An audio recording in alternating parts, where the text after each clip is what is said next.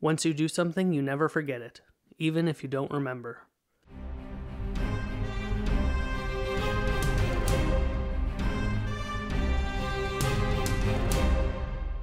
Hello everyone and welcome to episode number 56 of Movies Are Awesome, the show all about kite flying. My name is Nathan Pottle and thank you for joining me today. We're still stuck inside and the world is ending and all that other stuff, and I'm just sitting here talking about movies. And that's fine, because what else do I have to do? I don't have a job currently, just sitting in my house every day, reading books, watching movies. So why don't I sit down and talk about them as well? And today is a exciting episode because we are at the end of my ultimate must-watch movie list. This is the fourth and final episode. We get to the end, the last 25 movies making a 100-movie-long list. I do have a typed-out check mark version of the list there for you. It's in the show notes if you want to check that out and download it. You can have the complete, full list of all the movies here, and you can just set a challenge for yourself. Try and watch all the movies if you can. But why don't I get started? Because I've got 25 movies to talk about, and these episodes have been a little bit longer, so let's not waste any time. This last episode takes us from the early 2000s all the way to 2017 is where this list is going to end. So we'll start in 2001, and that is a French film called Amélie or Amélie. I've heard it pronounced a couple of different ways, but my sister-in-law actually has this name, and they pronounce it Amélie, so I will say it that way. This is a very quirky, interesting movie. Definitely not for everybody. The cinematography is stunning. It's a very pretty looking movie. I like the way this movie looks a lot. It's quirky. It's about the story of this girl Amélie and just kind of follows through her life as she's doing things, and the way she sees the world is unique and it's very interesting. You should check it out, Amélie. We'll move right on to this next one because this is one I want to talk about a lot. In 2001, we got the first Lord of the Rings movie, and the next on the list is the Lord of the Rings trilogy. You can't really watch just number one without then needing to see number two and number three to see what happens, because it's not a complete story. You need to watch all three of them. But in 2001 was when the Fellowship of the Ring was released, and so that is why it is in the 2001 slot here. So number 77 is all three Lord of the Rings movies. I love these movies. I talk about them to no end all the time on the podcast here, so I don't really need to elaborate on it a whole lot more, other than I love these movies. These are my favorite movies of all time. You should check them out because they're absolutely incredible. Just cinema at its absolute peak, in my opinion, the Lord of the Rings trilogy. We're going to stay still in 2001 is an anime film called Spirited Away. Now, this one is directed by Miyazaki. I can never pronounce his full name. So Miyazaki is what we'll go with. And this is probably his most famous of his anime films. There's My Neighbor Totoro and Grave of the Fireflies. Did he do that one? Howl's Moving Castle, Kiki's Delivery Service. There's a whole bunch. Ponyo is another famous one. But Spirited Away is probably his best known, and it's also probably because it's his best. I really like this movie a lot. It's about this little girl who is spirited away. She goes into this land of spirit creatures, and she interacts with them and maybe causes some problems and tries to fix them and learns about herself along the way. It's a really good, interesting movie. But also at the same time, it's not a movie for everybody. Not everyone is into anime. My wife doesn't like anime very much, so she hasn't seen it because I've tried showing her some anime movies and she's just not into it for whatever reason. It's not for everybody. So Spirited Away, I recommend checking it out if you're interested in that kind of thing. But if not, don't worry about it. But I think it's a really great movie and worth watching. So Spirited Away is number 78. All right, moving on to number 79 is a movie from 2002. It's called City of God. This is a Brazilian movie about a young man who wants to be a photographer and another young man who wants to just be the most sinister gangster, or the lead gangster in all the city, I guess. And it's about how they kind of grew up the same but went on different paths. It's also, this movie's not in English. I think it's Portuguese that this movie is in, so you got to read the subtitles. But that's fine. I really liked this movie. It's one of those ones that I only just watched for the first time recently, and I found it to be very powerful. Now, so this is a movie that is intense and serious. It's about like life on the street and gangsters. There's a lot of killing and murder going on in this movie. So just be aware of that going into it. But I think that City of God is really an interesting look at how people live on a continent that we maybe don't really see a lot of representation of. Like, I don't know a lot about South America, so seeing something like this of how some people live their lives is really eye-opening, and I liked this movie quite a bit. It's really, really well made and well put together. I do believe it was nominated for Best Picture the year it came out, so that's probably why I've heard of it and why I've seen it. So City of God from 2002 is number 79.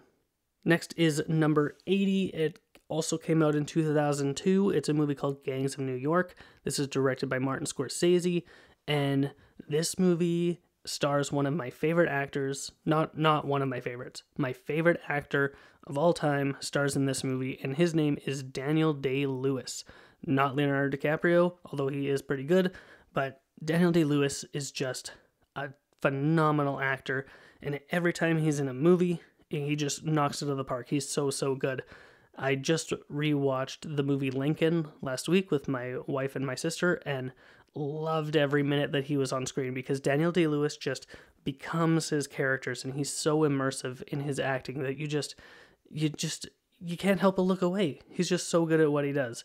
So Gangs of New York, not only just for Daniel Day-Lewis's performance, but just the story that's being told as a whole. Leonardo DiCaprio is very good, and just it's one of those movies. Like, I don't want to say anything about this movie. Just sit down and watch it. Gangs of New York. It's pretty good. I think you'll like it. And because I don't want to say anything about it, I'll just move right on to the next movie, which is The Count of Monte Cristo.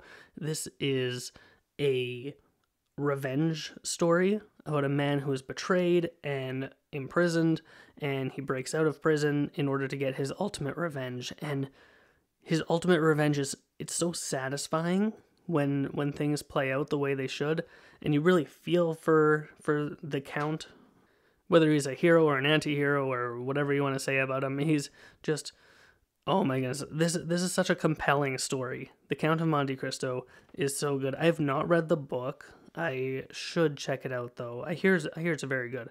But the movie Count of Monte Cristo is excellent. We're gonna move on from The Count of Monte Cristo though.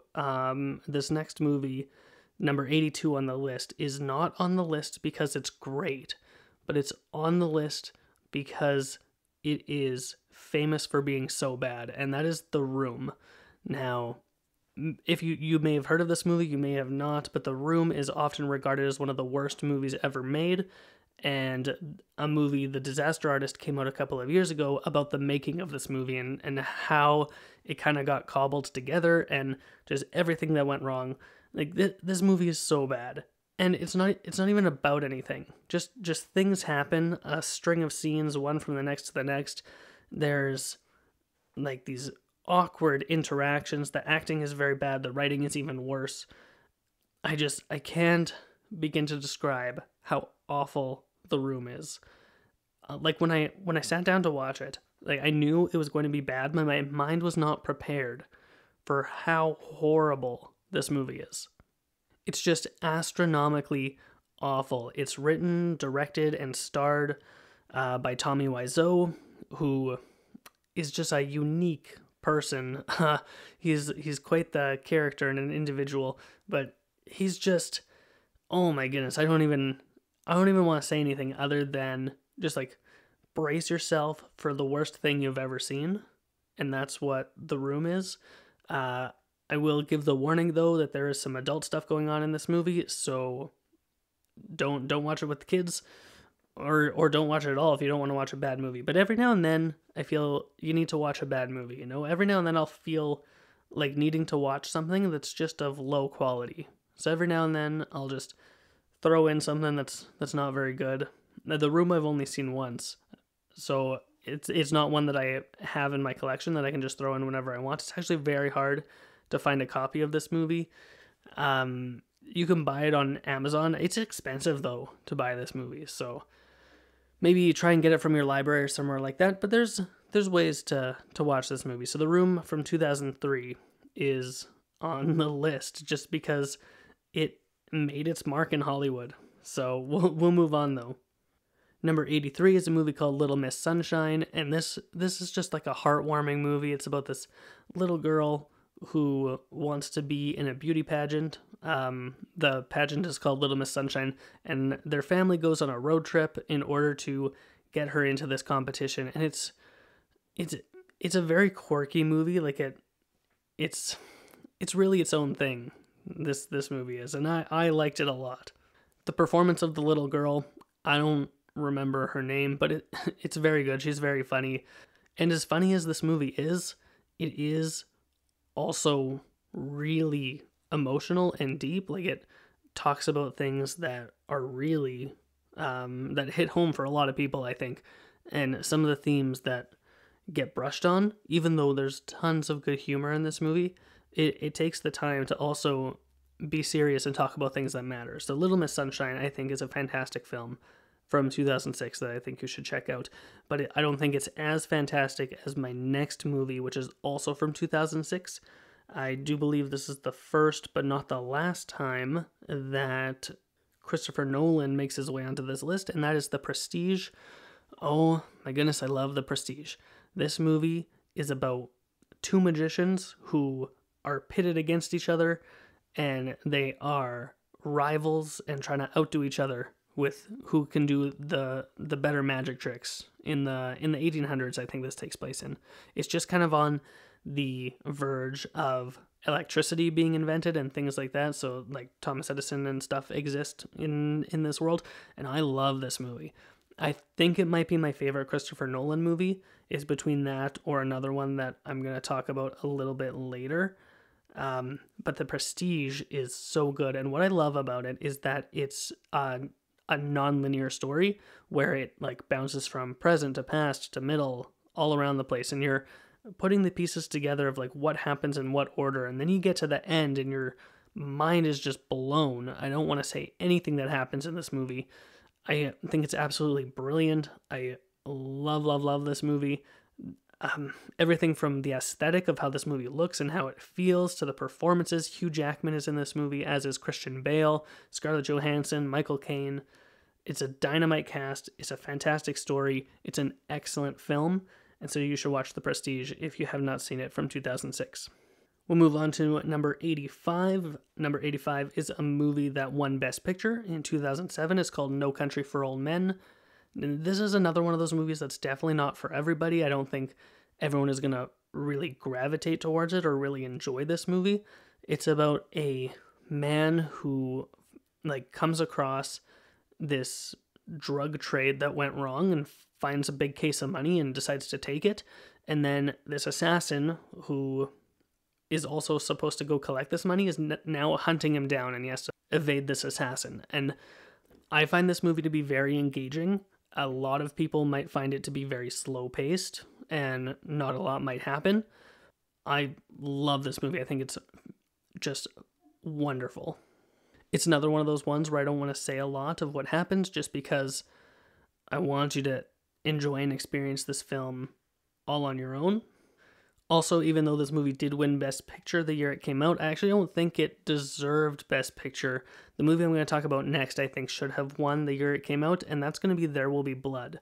So, There Will Be Blood is the next time that Daniel Day-Lewis shows up on the list here. Now, There Will Be Blood is a movie about a oil baron, like oil tycoon, who just wants to be the best and own all the oil, and he's trying to get this oil from this small town, and he kind of goes head to head with the leader of the church in this small town in order to get what he wants, and it is just captivating, this movie. Daniel Day-Lewis, I think this is his best performance of his career. He plays Daniel Plainview, who is the main character, the oil baron tycoon, and there is nothing that he will not sacrifice in order to get what he wants, and he is just so determined. He's just like a headstrong individual. And oh my goodness, I don't even want to say anything else, because this is a movie that absolutely you need to just absorb. And when it's over, you sit and think about it for a bit. Like, this movie is just, it has so much going for it. The cinematography, for one, is amazing. The performances, wonderful. The music is haunting. This is not a happy movie. And as I said about No Country for Old Men, that some people might think that movie is slow, There Will Be Blood is also a slow-paced movie. But when things happen, they are just explosive, is the only way I can think of to describe when, like, the really big beats in the story happen. It's intense and it's quick, and oh my goodness, it keeps you just on the edge of your seat. It's one of those movies. So There Will Be Blood from 2007 is also on the list. The next movie is from 2008, and it's another Pixar movie. It's called Wall-E, about a little robot who collects trash on Earth, but then goes on a big space adventure. Now, this movie is on the list for a couple different reasons, and the main one being that the first, like, almost half an hour of this movie has no dialogue. It's just Wall-E going around the planet, doing his thing. And it's all visual storytelling, and it's absolutely brilliant. I love how you just understand the circumstances that the world is in, and that humans are gone, and they've been gone for a really long time because Wall-E is one of the last robots left. Everyone else has kind of like rusted away or shut down, but he is still functioning, and he's the only one, and he's kind of lonely, and then he finds a little cockroach who he's friends with, and then Evie shows up, and she finds the plant, and then, like, everything changes in his life. Like, it's turned completely upside down, and it's a startling vision of the future as well as a beautifully told story. So Wall-E, I think, is one of Pixar's best movies. It's really, really powerful, and so that is why it is number 87 on this list.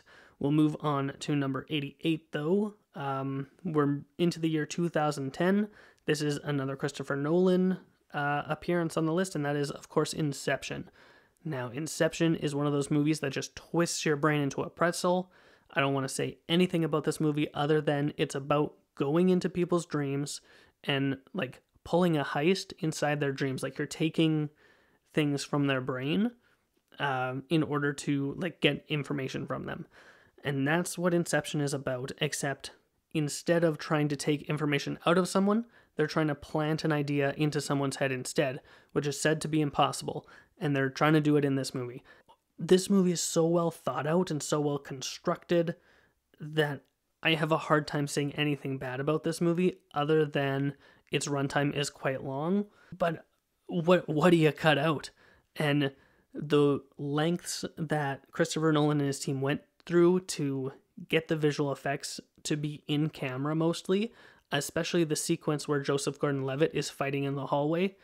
I love that scene, and I also love the special features where they go through and, like, show you how they achieved it. It's wonderful. Inception is an absolute masterpiece of storytelling. It is so unique, and it is so singularly important to the 2010s. It's one of the best movies of the 2010s, and absolutely deserves to be on this list. Now, in 2010, Inception was nominated for Best Picture, but it did not win. But the movie that did win is also on the list, and that's The King's Speech. This is another true story movie, which I absolutely love true story movies, and Colin Firth's performance it's the best of his career. It was the best of that year. It's a really powerful, stunning performance. Jeffrey Rush is also really good in this movie. It has been a couple of years since I've last seen it, so I can't 100% remember, but if I recall correctly, Helena Bonham Carter is also in this movie, and if I remember right, she feels like she doesn't quite fit, but that's really the only negative I have to say about this movie. It's really, really good, really powerful. It's a great story, especially because it actually happened, and The King's Speech is one that you absolutely should watch. So The King's Speech won Best Picture in 2010, and the next movie won Best Picture in 2011, and that's The Artist. The Artist is a great pick because it is a silent film, and it's in black and white, and it's in a 4:3 ratio. I think that's what the ratio is. If I'm wrong, I apologize, but I'm pretty sure it's in a 4:3 aspect ratio. And it's about this silent film star who is kind of near the end of his career because talkies have started being made, and now what is he supposed to do with his career? Because he's a silent film star, he's not a voice actor, and it's two very different things. So he feels like his career is crumbling and falling apart, but at the same time, there's this other actress who's up and coming and like rising in the ranks and like rising to stardom very quickly. And it's a really powerful story. There's some really great set pieces to this movie, dance sequences that are really great. The way it uses sound is brilliant. Like, I know I said it's a silent film, but it does use sound in a certain way, and it's so brilliant. It's very smart. I love this movie, The Artist, and I think 100% you should absolutely go check it out. I'm actually getting through this pretty quickly. I only have 10 movies left. Only 10. That's crazy. So why don't we start with number 91. Number 91 came out in 2012, and so we went from a silent film into a musical, and this is Les Miserables, or Les Miserables, or Les Miserables, or just simply Les Mis. This is a powerful story about how everyone's lives in the French Revolution really sucked. Like, it was just not a good time. If you want someone who knows a lot about the French Revolution, talk to my brother-in-law about it, because he will just talk about the French Revolution for a long time. He knows all of the things about it. So reach out to him if you want to know about the French Revolution. But this is the story of Jean Valjean, and he was imprisoned and he was set free, but then like things happened and he ran away again, and he's like a fugitive from the law, but then he turned his life around. But at the same time, he wasn't really a bad person to begin with. He was imprisoned because he was starving and stole some bread for himself and his family to eat, because they didn't have anything to eat because the French Revolution sucked. And this musical is a musical in like the purest form of the word, because almost every line of dialogue is sung. There's not a whole lot of just straight dialogue where people are just talking like I am right now. Almost everything is sung. And so I think it makes the movie unique in that sense. Anne Hathaway's performance is phenomenal. She did win the Academy Award for supporting actress for her role as Fantine. It's very powerful, especially when she sings her song I Dreamed a Dream. Is that the name of the song? I dreamed a dream in time gone by. Yeah, I think that's it. I Dreamed a Dream. I'm not going to look it up. I'm going to say that's what it is. But Les Mis is a fantastic movie. If you're not into musicals, you should watch it anyway, because it's so good and so powerful. There's a lot of characters and a lot of different things going on, and you just watch it. Just go watch it. Les Mis from 2012. I feel like my voice isn't 100% today. I'm feeling like my voice is coming in and out a little bit, and my throat is feeling maybe a little bit sore here. So I think I'm going to try speeding this along a little bit, just because I don't want you to have to listen to my crappy voice here. So we'll move on to number 92, 12 Years a Slave. Now, 12 Years a Slave is a movie. I have only seen it once. I saw it in 2013 when it first came out, and I will probably never watch it again. But at the same time, I will never forget it. This movie is heavy hitting. It is important and it is impactful, and it's a true story about a man who was free and kidnapped and sold back into slavery. And he was a slave for 12 years, and that's why it's called 12 Years a Slave. But he just has this spark of hope, and he's trying to like get his way back to freedom. And it is just haunting. And the way that they were treated, the way that slaves were treated was just horrible. And this movie highlights that. I do believe this movie also introduced the world to Lupita Nyong'o, who is just absolutely brilliant in everything she's in. I don't think I've seen her in anything where I was just like, she's just not that good. Except for Maz Kanata in Star Wars. I feel like that's kind of a wasted role on her. They could have just gotten anybody to do that. But her performance in 12 Years a Slave is fantastic. It's powerful. It's moving. Like, oh my goodness. Like, when she just talks about a bar of soap, you're just like in tears. And I will never forget the movie 12 Years a Slave, even though I I probably don't have the heart to watch it a second time because it's so brutal and intense.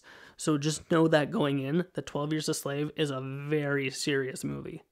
And it's about like things that actually happened.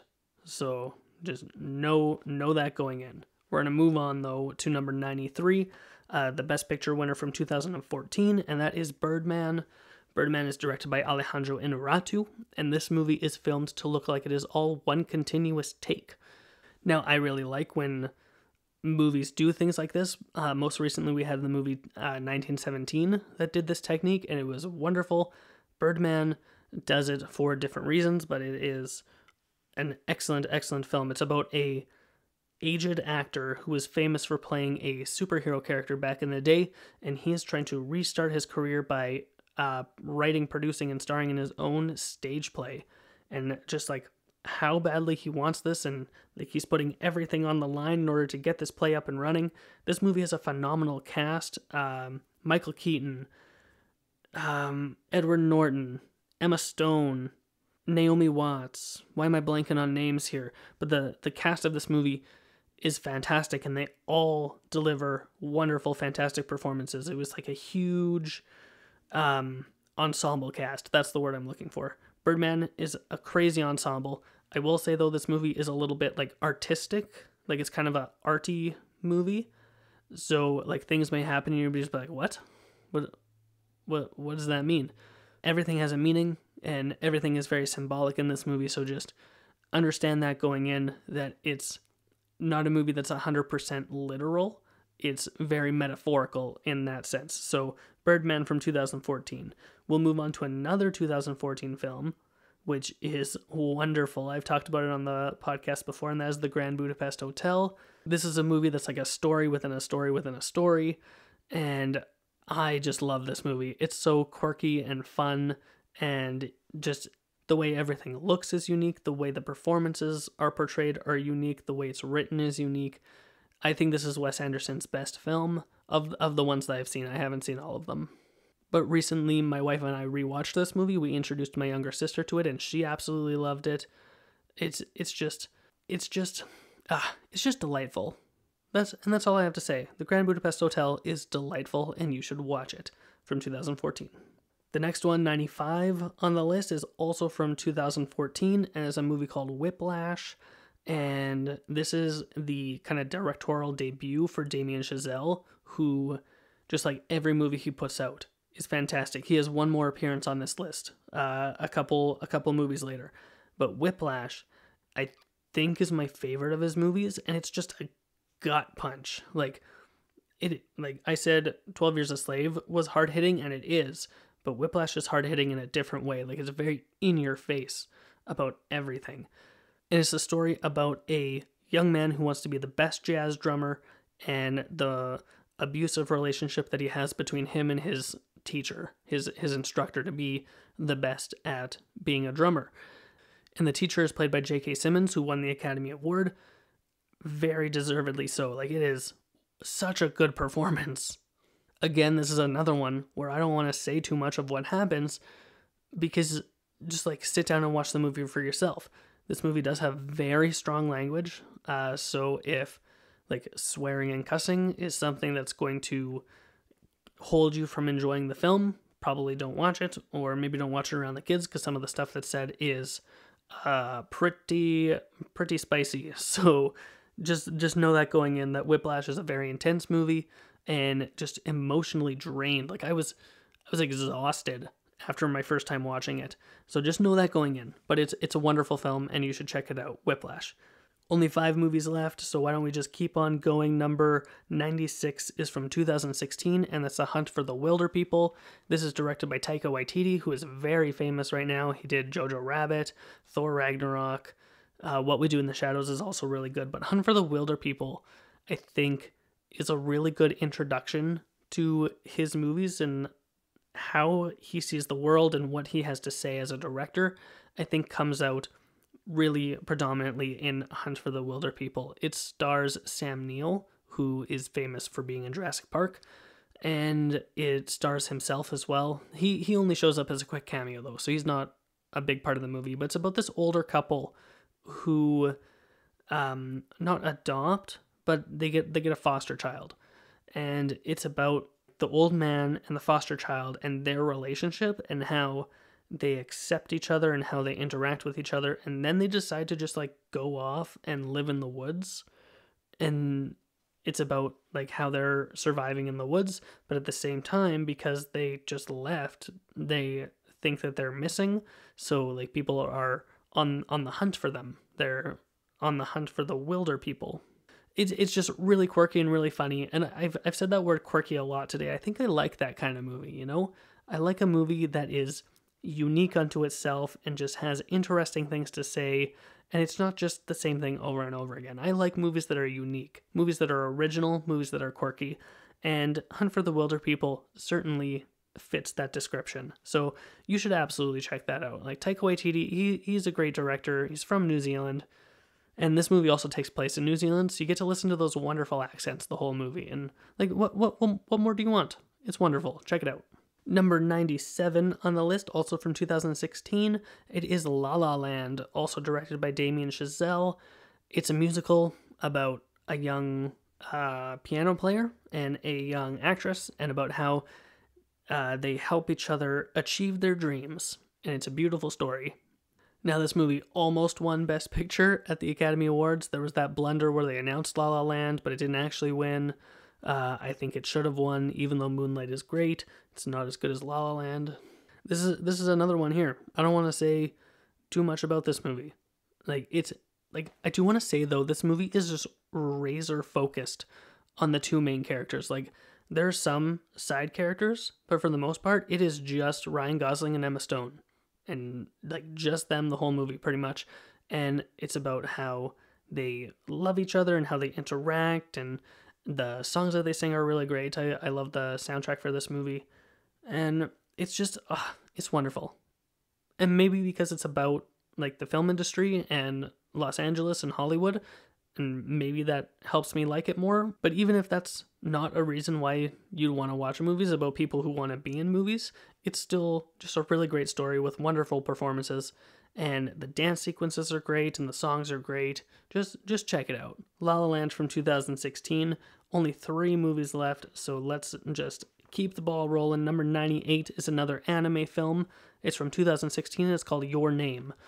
Now, this movie is kind of like Inception in the sense that it really bends your brain, and there's like a twist that happens. They're like, once you kind of find out what's going on, your mind is just blown. And it's crazy. So this is the story of a young girl and a young boy who are both in high school, and they are switching bodies somehow. Like, they'll wake up, they'll spend a day in in the other person's body, and then they switch back the next day. And they don't live anywhere near each other. The girl lives in like a very small like fishing village, like farming community, and the boy lives in Tokyo maybe. I can't remember exactly where. I think it's Tokyo. And it's about like how they learn from each other by spending time in each other's bodies, and how they learn about themselves by spending time in each other's bodies. And it's beautifully animated. Like, this movie is just gorgeously animated. Like, it looks so good. And the story is so interesting. And then when you find out what's really going on, it's even more interesting, and you want to know more about what's happening. So Your Name, I feel, absolutely deserves to be on this list. And it is. It's here. Number 98. Move on to number 99, though. This is the last animated movie on the list. There have been quite a few, and this is obviously Coco from 2017. I love this movie. I talk about it ad nauseum. This movie is phenomenal. This movie is amazing. This movie is heartfelt. This movie is beautiful. This movie is everything I want it to be. Everything that I want a good movie to be. It's got humor. It's got heart. It's got beautiful music. It's got, oh my goodness, it's got themes of family, which is probably like one of the most important things to me. If you have a movie that is like all about family, I'm probably gonna really like that movie, unless you just like really, really botch it. But I'm probably gonna like dig the themes of family, unless like something messed up really happens. But Coco is not that. It doesn't botch it. It doesn't mess it up. It does everything right. So if you've got Disney Plus, throw on Coco, check it out. It is wonderful. And I'm not going to dwell on it too much because I've talked about it lots on the podcast here. So we'll move on to my last one, number 100 on the list. It's also from 2017. It's also directed by Christopher Nolan, and has a movie called Dunkirk. Now, Dunkirk is another movie that does some really interesting things with time and the way that it tells its story. This movie is superbly edited. It was also almost all shot on IMAX cameras, which I'm a big fan of. I saw this movie in IMAX on 70mm film, and it was one of the best movie watching experiences I ever had. This movie just is immersive. Like, you're with these soldiers on the beach at Dunkirk, and you feel like they need to get home, and how are they going to get off this beach, and the people in the boat and the people in the planes, and what is going on. And the airplane sequences are spectacular, the way that they're shot. And it might just be because I love airplanes, but I think as a whole, this movie delivers, and I think it's phenomenal. So Dunkirk from 2017 is number 100, and it wraps up my ultimate must-watch list for movie buffs. So that's it. I feel so accomplished now. I listed off 100 movies over the course of 4 or 5 weeks because I took a week off, and here we are. We're at the end. So I would love to know, how many of these movies have you already seen? Do you plan on watching the rest of them? Get up to all 100? I would love for you to let me know. So you can reach out to me on social media. You can find me on Twitter at PottleNathan, and you can find the show on Instagram at Movies Are Awesome Podcast.